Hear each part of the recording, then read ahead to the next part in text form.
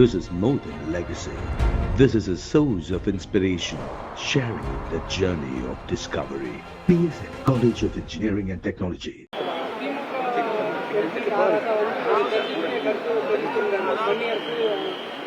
ஐயுஎம்எலும் விசிகாவும் தாவேக்காவை ஆதரிச்சது எங்க வீட்டு தென்னமரத்துல பக்கத்து வீட்டு காம்பவுண்டுக்குள்ள போனா அவங்க காய் பறிச்சு சாப்பிடுற மாதிரின்னு சொல்லி விமர்சனம் பண்ணி ட்விட்டர்ல போட்டிருக்காரு.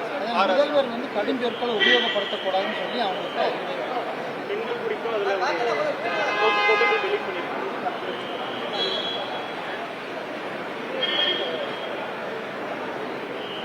தமிழக முதல்வர் புரட்சி தளபதியை பொறுத்தவரையிலும் தமிழகம் வாழ வேண்டும் என்பதுதான் அவருடைய நோக்கம்.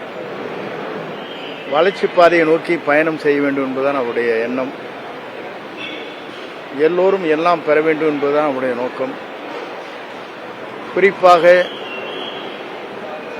ஊழலற்ற ஆட்சி நடைபெற வேண்டும் என்பதுதான் அவருடைய கனவு.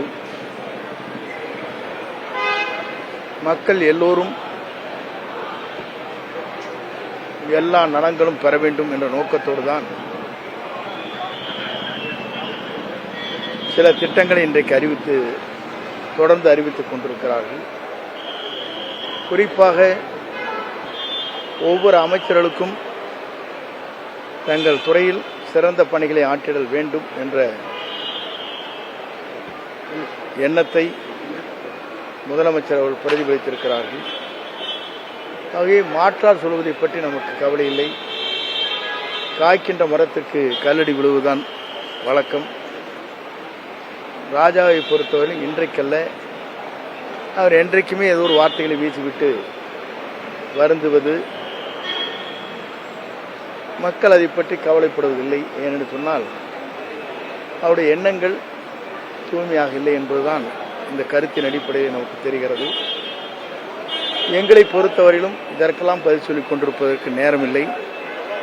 மக்களுடைய நலன் கருதி அந்த பணிகளை எப்படி ஆற்ற வேண்டும் என்று முதல்வர் சொல்லியிருக்கிறாரோ அந்த பணிகளை ஆற்றுவதற்கு நாங்கள் அனைத்து பணிகளையும் இரவு பகல் பாராமல் உழைப்பதற்கு நாங்கள் தயாராக இருக்கிறோம்.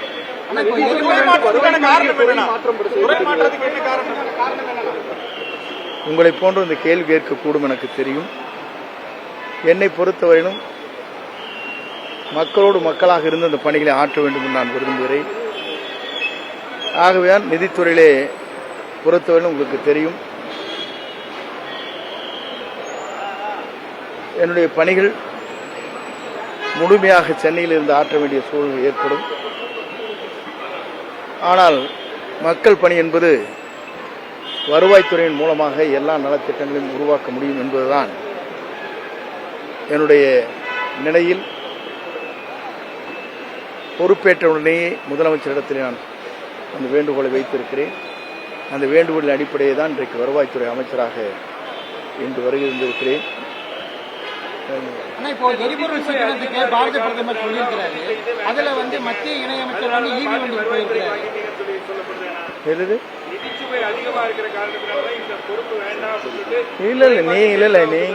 நீங்க சொல்றதுக்கெல்லாம் நான் பதில் சொல்ல முடியாது.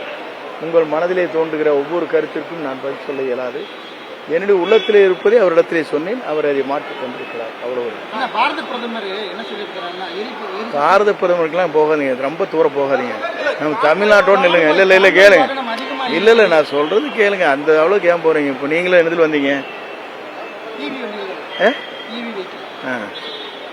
அப்படித்தானே வர்றீங்க. அப்போ நீங்களும் ஃபியூவல் வேண்டாமா உங்களுக்கு? உங்கள் வீட்டில் குழந்தைகள்லாம் காரில் போகிறது இல்லையா, பஸ்ஸில் போகிறது இல்லையா? இதெல்லாம் இன்றைக்கு பதில் சொல்வது நேரம் சரியாக இருக்காது. ஏன் என்று சொன்னால் எங்கேயோ ஒரு முடிச்சை போட வேண்டும் என்று நீங்கள் கருதுகிறீர்கள், சிக்கலை கொண்டு வர வேண்டும் என்று நீங்கள் கருதுகிறீர்கள். அதற்கெல்லாம் சிக்கக்கூடியவன் செங்கோட்டையன் அல்ல. This is more than legacy. This is a source of inspiration, sharing the journey of discovery. PSN College of Engineering and Technology.